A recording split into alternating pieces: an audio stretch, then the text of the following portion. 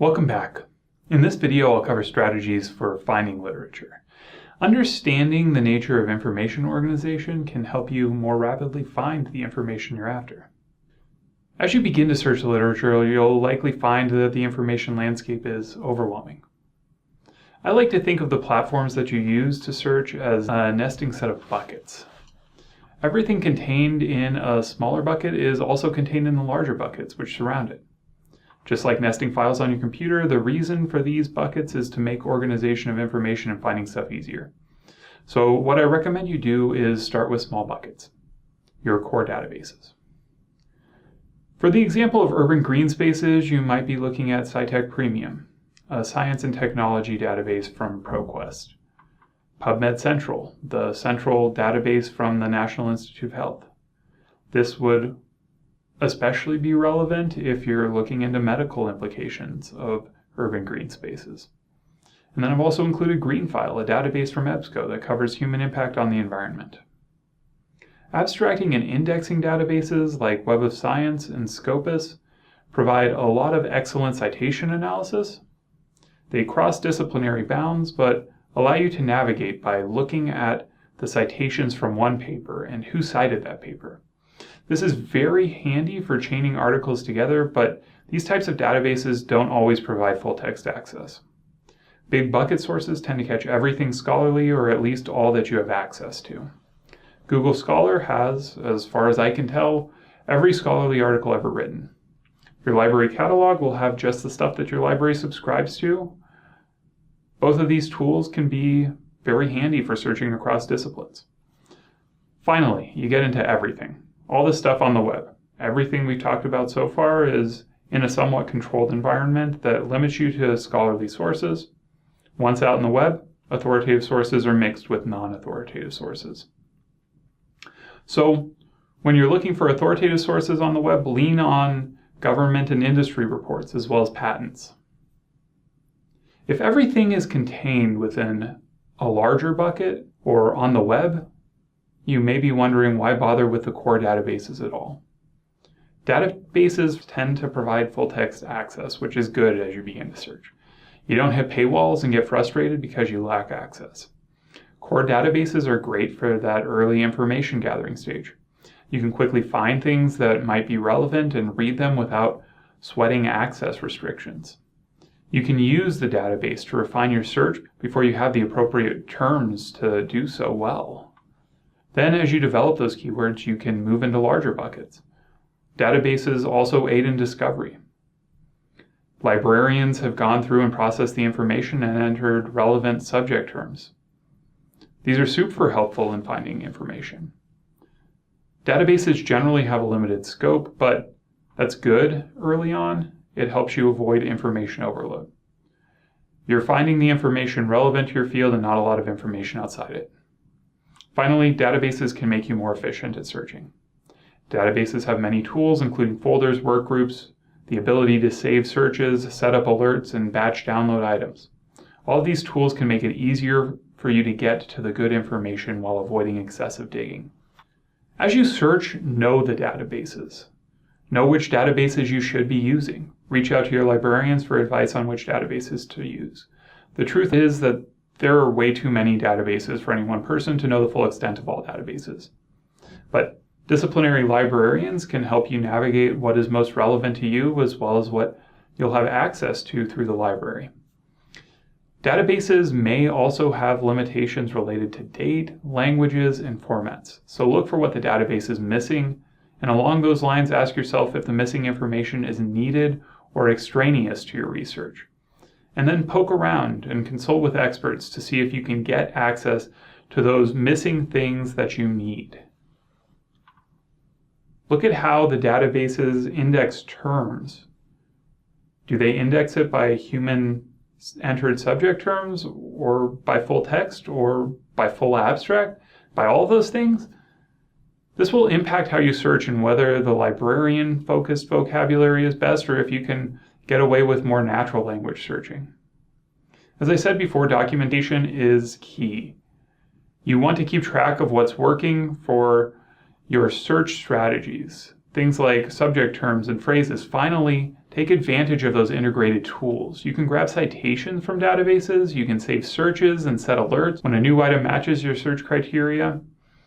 Once you have your search fine-tuned, you don't need to worry about repeating the search every few months of your project. You can just set an alert and forget about it until something new arrives in your inbox.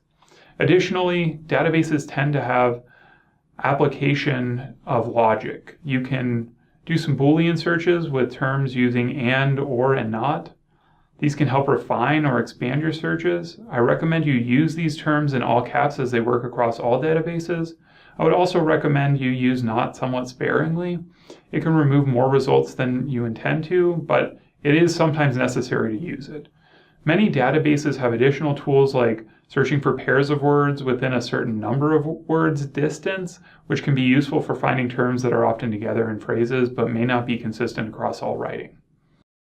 If you're struggling with where to start, ask experts. Folks like your professors, advisors, or project leaders can help you navigate what databases, journals, or terms are appropriate. They can tell you which publications or articles are particularly seminal in your field. They may also know the key issues, debates, and questions yet to be answered. You can also ask your librarian for help. We're always happy to help you find information. Lastly, use the citations and cited by feature in abstracting and indexing databases to follow the conversation backwards as well as forwards. Look at whose work laid the groundwork for a study you're reading and who has then further built upon that. This can help lead you to relevant sources. After you find literature that seems relevant, it's time to analyze it. Look for things like main findings and methodologies, how it relates to your research, strengths and weaknesses of the work, how many people are citing the article, the list of references. Do you recognize some of the authors? If you're seeing the same authors time and time again, you may consider reaching out and seeing about potential collaboration with these folks. As you analyze and evaluate, take note of what you are taking away from each paper. These annotations will serve you well when it's time to write. Reading scholarly literature is a skill.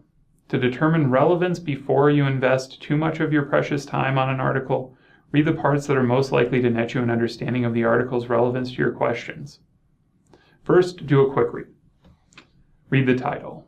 Does it sound like it's on point? Look at the author and affiliations. This can help you know if they have expertise in your area.